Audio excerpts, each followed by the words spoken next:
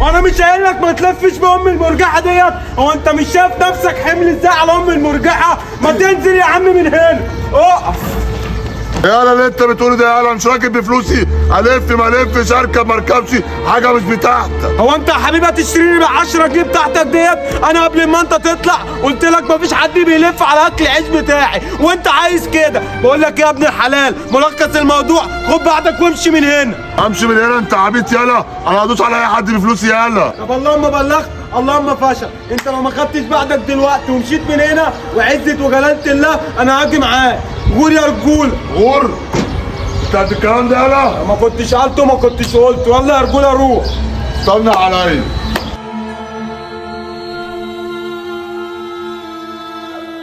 الحبسه بقت موضه كلها نفسها تخش الاوضه حد قال انا. بس قوم كده ثانيه. الواد بتاع المرجحه اللي هناك دوت اخوك لسه نازل من سفر اول امبارح، والمرجحه دي مش عندنا في ايطاليا. جيت عشان اتمرجع، الواد ده عايز اقلب وعايز اعمل معاه الغلط. ايطاليا حبيبي، ايطاليا حد قال لك ان انا حل مشاكل هنا ولا ايه يا حبيبي؟ خد بعضك يلا حبيبي وامشي. ايه يا عبد انت نسيتني ولا ايه؟ انا اسلام القدر كنت مسافر في ايطاليا 12 سنه. شوف الملخص بتاعك من غير مقدمات، انت جاي في ايه يابا؟ ايه ده يا عبد، انا بدفع الصوت ولا ايه؟ بقول لك جاي في مشكله، هتيجي معايا ولا مش هتيجي؟ وعلى العموم انا هجيب لك الهيفا.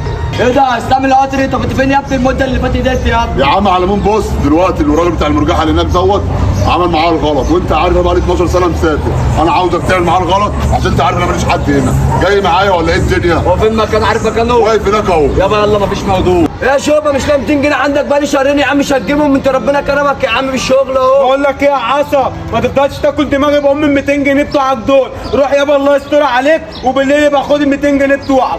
امشي يا عم، سيب الواحد اللي فيه اللي مكفيه. يا عم ربنا يسامحك يا عم. انا اسامحك وانا واكل حقك يا ابني. امشي بقى. هو اللي هناك ده عبد. اه يعني انت كمان على غلط ومش عارف تصرف معايا، وجايب لي عبد ابن منطقتي هو اللي يصرف معايا؟ ده بقول يا رجوله منك من هنا عشان عليا حلال من ديني. انا اللي هصرف معاكوا دلوقتي.